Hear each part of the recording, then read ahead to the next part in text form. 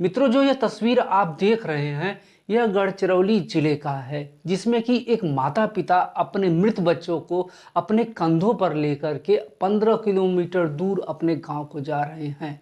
इसका छत्रपति शिवाजी महाराज के मूर्ति गिरने से कोई संबंध नहीं है, लेकिन छत्रपति शिवाजी महाराज के सिद्धांतों से संबंधित है। इसके विषय में हम लोग वीडियो के लास्ट में बात करेंगे, क्योंकि इसका बहुत ज़्यादा संबंध है इस वीडियो से। मित्रों, हम लोग आते हैं अब मेन मुद्दे पे। मेन मुद्दा यह है कि छत्रपति शिवाजी महाराज की मूर्ति क्यों गिरी। छत्रपति शिवाजी महाराज की यह मूर्ति महाराष्ट्र के सिंधुदुर्ग जिले के राजकोट किले में बनी हुई है, और यह मूर्ति गिरने के बाद प्रधानमंत्री नरेंद्र मोदी ने कहा कि मैं महाराष्ट्र के 13 करोड़ जनता से सिर झुका के इस संबंध में माफी मांगता हूं। और मित्रों, आपको मालूम है यह मूर्ति 4 दिसंबर 2023 को बनती है और 26 अगस्त 2024 को गिर जाती है। मात्र 8 महीने में यह मूर्ति गिर जाती है, जिसपे कि 25 करोड़ रुपया का बजट था। इतना भारी भरकम बजट होने के बाद भी यह मूर्ति क्यों गिर जाती है। और इसके बाद विपक्ष पूरा दाना पानी लेकर के पक्ष पर चढ़ जाता है और वह विरोध प्रदर्शन चालू कर देता है, जूता मारो आंदोलन चालू कर देता है। तो मित्रों, यहाँ पे प्रश्न उठता है कि यह मूर्ति क्यों गिरी, इस मूर्ति को बनाने के लिए कौन सी कंपनी को ठेका दिया गया था, और पक्ष और विपक्ष ने क्या क्या तर्क कुतर्क दिए, इस संबंध में बात करेंगे। और सबसे आश्चर्यजनक बात मैं आपको बताता हूं, 2 पिता पुत्र नारायण राणे और नीतीश राणे ने इस पे क्या बयान दिए, क्या उलझुल बयान दिए, मूर्खतापूर्ण बयान दिए, इसकी चर्चा हम लोग इस वीडियो में करेंगे। तो आप सभी मित्रों का मेरे YouTube चैनल मेरे विचार में हार्दिक स्वागत व अभिनंदन है। मेरे विचार ही मेरी पहचान है और आपका साथ होना मेरे लिए बहुत ही आवश्यक है।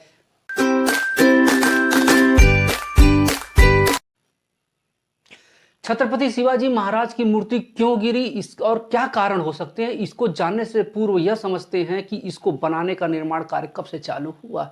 यह जो आइडिया है यह 2004 में एनसीपी और कांग्रेस की सरकार है, यह एक आइडिया एक प्रस्ताव लेके आती है कि क्यों ना छत्रपति शिवाजी महाराज की मूर्ति बनाई जाए, और जिसका बजट वो लोग 100 करोड़ रखते हैं।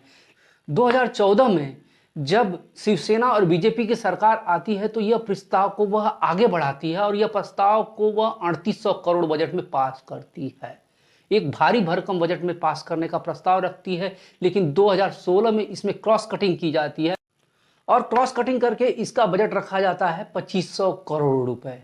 और इसके बाद होता है शिलान्यास का कार्यक्रम। 24 दिसंबर 2016 को प्रधानमंत्री नरेंद्र मोदी जी इसका शिलान्यास करते हैं, और इस शिलान्यास में देश की सारी नदियों का जल और वहां से मिट्टी लाई जाती है और जिसमें इसको मिला के बनाया जाता है। इसके बाद कोटेशन मांगा जाता है और कोटेशन में बहुत सारी कंपनियां भाग लेती हैं, जिसमें प्रमुख रूप से जो है Sunil associate and consultants, startup consultants, Tata consultancy और रिस्पॉन्सिव इंडिया और EGIS इंडिया। EGIS इंडिया का जो कोटेशन होता है वह 83 करोड़ का होता है। सुनील कंसल्टेंट एंड एसोसिएट का जो कोटेशन होता है वह 172 करोड़ के लगभग में होता है। और इसी तरह सभी कंपनियां भी अपना कोटेशन देती हैं, लेकिन और जो कोटेशन फाइनल होता है वह होता है EGIS इंडिया का। आप लोगों को नाम सुन के तो ये लगता होगा कि ये कोई भारतीय कंपनी, नहीं मित्रों, यह भारतीय कंपनी नहीं है, यह एक फ्रेंच ग्रुप कंपनी है। इस कंपनी के सलाह पर 5 फ्लोट प्रोडक्शंस जो कि जिद्दा में है और एक कंटेनर टर्मिनल का निर्माण किया जाता है, जिसका नाम है जवाहरलाल नेहरू कोर्ट टर्मिनल, और इस कंपनी का यही एक्सपीरियंस है। इसके बाद तत्कालीन मुख्यमंत्री देवेंद्र फडणवीस के साथ में इस कंपनी की बहुत सारी मीटिंग्स होती हैं। मीटिंग के बाद सरकार द्वारा बनाए गए शिवाजी समिति के अध्यक्ष विनायक मटे, जो कि सरकार के द्वारा अपॉइंट किए होते हैं, इस प्रोजेक्ट को वो लोग फाइनल करते हैं। और फाइनल करने के बाद 14 लाख स्क्वायर फीट जमीन को एक्वायर किया जाता है, जो कि मुंबई के गिरगांव चौपाटी से लगभग 1.5 किलोमीटर दूर पे एक कृत्रिम द्वीप बनाया जाता है, जो कि रेत के द्वारा बनाया जाता है और जिस पे छत्रपति शिवाजी महाराज की 690 फीट की एक मूर्ति बनाई जाती है। और यह मूर्ति चाइना के बुद्धा के 210 फीट की मूर्ति से बड़ी है। और इस प्रोजेक्ट में visitor centre building, memorial garden, library, food court, museum, exhibition, gallery, hospital बनाने का भी प्रोजेक्ट था और इसमें छत्रपति शिवाजी महाराज किले की तरह हूबहू बनाया गया था। यहाँ पर पहुँचने के लिए बोट, हेलीपैड और मेट्रो का भी निर्माण करना था। यहाँ पर ये सब जो चीज़ें बनाई गई थी वह पर्यटन को बढ़ावा देने के लिए बनाया गया था, लेकिन 26 अगस्त 2024 को यह मूर्ति हवा के एक झोंके से गिर जाती है। इस पर प्रधानमंत्री नरेंद्र मोदी ने क्या कहा? पिछले दिनों सिंधुदुर्ग में जो हुआ, मेरे लिए, मेरे सभी साथियों के लिए छत्रपति शिवाजी महाराज ये सिर्फ नाम नहीं है।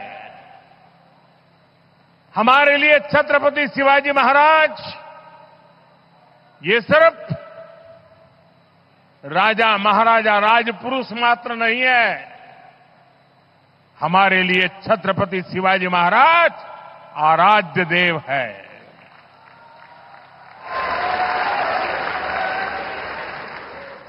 और मैं आज सर झुका करके मेरे आराध्य देव छत्रपति शिवाजी महाराज की उनके चरणों में मस्तक रख के माफी मांगता हूं। प्रधानमंत्री मोदी के माफी मांगने के बाद तत्कालीन मुख्यमंत्री एकनाथ शिंदे जी ने भी माफी मांगी और मूर्ति गिरने का कारण बताया। ये आंदोलन जो है, ये छत्रपति शिवाजी महाराज जी के जो प्रतिमा है वो दुर्घटनाग्रस्त हुई। ये बहुत ही दुखद बात है। ये हमारे लिए बहुत ही संवेदनशील बात है। तमाम महाराष्ट्र के शिव भक्त जो है उनके लिए ये बहुत ही भावनिक मुद्दा है। और छत्रपति शिवाजी महाराज ये हमारे लिए राजकीय मुद्दा नहीं हो सकता है। ये हमारे लिए अस्मिता और श्रद्धा का विषय है। लेकिन हुई ये घटना वो दुर्भाग्यपूर्ण है, वो दुर्दैवी है, दुखद है। लेकिन उसकी छत्रपति शिवाजी महाराज की एक बार नहीं 100 बार माफी मांगी, क्योंकि हमारे वो देवता है। मुख्यमंत्री का यह कहना कि हवा चली और हवा के कारण से छत्रपति शिवाजी महाराज की मूर्ति गिर गई, तो क्या इसके पहले उस पर रिसर्च नहीं किया गया था? क्योंकि समुद्र में तो साइक्लोन भी आते हैं। क्या साइक्लोन जो 150 किलोमीटर प्रति घंटा की रफ्तार से होते हैं, क्या उस पर रिसर्च नहीं किया गया था कि यह मूर्ति अगर 150 किलोमीटर की रफ्तार से अगर हवा चलती है तो यह मूर्ति सह पाएगी कि नहीं सह पाएगी? और इस पे हमारे माननीय राहुल गांधी जी का क्या कहना है, ये भी आप लोग सुने।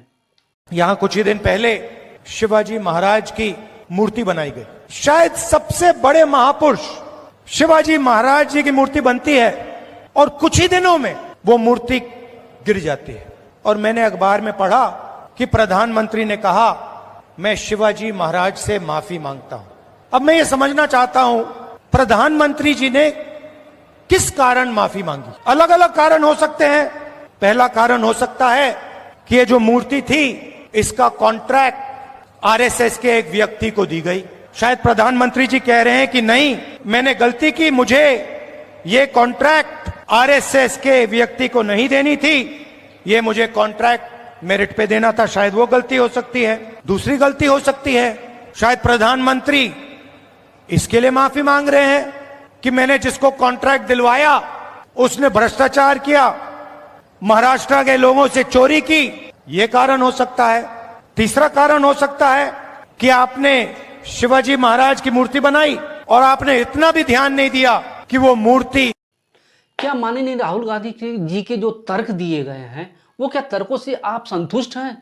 भगवान जैसी उनको बुद्धि दी है उसी प्रकार से वो तर्क भी दे रहे हैं।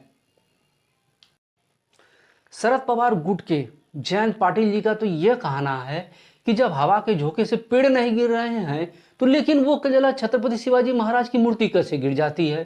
कुछ न कुछ तो कारण होगा। और छत्रपति शिवाजी महाराज की यह मूर्ति नहीं गिरी है, वह महाराष्ट्र का अभिमान गिरा है। और यहाँ पर भाजपा के एक वरिष्ठ नेता हैं नारायण राणे जी। नारायण राणे जी का यह कहना है कि शिवसेना ने केवल अपनी राजनीति को चमकाने के लिए छत्रपति शिवाजी महाराज व हिंदुत्व का सहारा लिया है, उन्होंने बस एक कमाई का जरिया बना। यहाँ पर भी नारायण राणे नहीं रुकते हैं और उन्होंने एक इतिहासकार बाबा साहेब पुरांदे का एक बात कहते हैं कि छत्रपति शिवाजी महाराज ने सूरत को लूटा था। यह कितना मूर्खतापूर्ण बयान है। और शिवाजी महाराज के बारे में जो इतिहास हम लोगों को पढ़ाया गया था, यह बात तो कभी नहीं बताई गई थी, लेकिन केवल मात्र एक इतिहासकार के कोटेशन को लेके उन्होंने इतनी बड़ी बात कह दी, शिवाजी महाराज का इतना बड़ा अपमान किया उन्होंने। ये तो कुछ भी नहीं था। उनके बेटे नीतीश राणे तो इससे भी आगे निकल जाते हैं और हिंदू मुस्लिम पे बात करते हैं।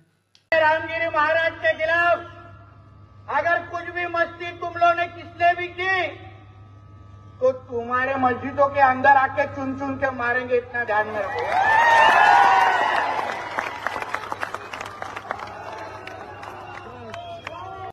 क्या नीतीश राणे का इस तरह बात करना शोभा देता है? आप कौन होते हैं कानून को हाथ में लेने वाले? अगर आपको कोई परेशानी है तो आप पुलिस के पास जाइए, कानून है उनके पास जाइए, लेकिन आप कानून को हाथ में नहीं ले सकते हैं, आप किसी को मार नहीं सकते हैं। और इस प्रकार के बयान तभी जारी किए जाते हैं, इस प्रकार के बयान तभी दिए जाते हैं जब चुनाव आ जाता है। हिंदू मुस्लिम की जो राजनीति है वो चालू हो जाती है, एक दूसरे को धमकाना डराना चालू हो जाता है। तो ये जो है ये उन चीज़ों पे पर्दा डालने का है कि जो वो लोग 5 साल तक कोई काम नहीं करते हैं।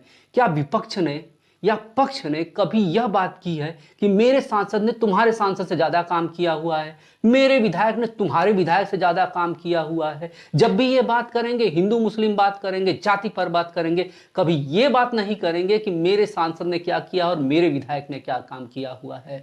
अब आते हैं उस तस्वीर पे, जो तस्वीर मैंने शुरू में आपको वीडियो में दिखाई थी। वीडियो में देखा आपने कि वो तस्वीर कितनी ही मार्मिक।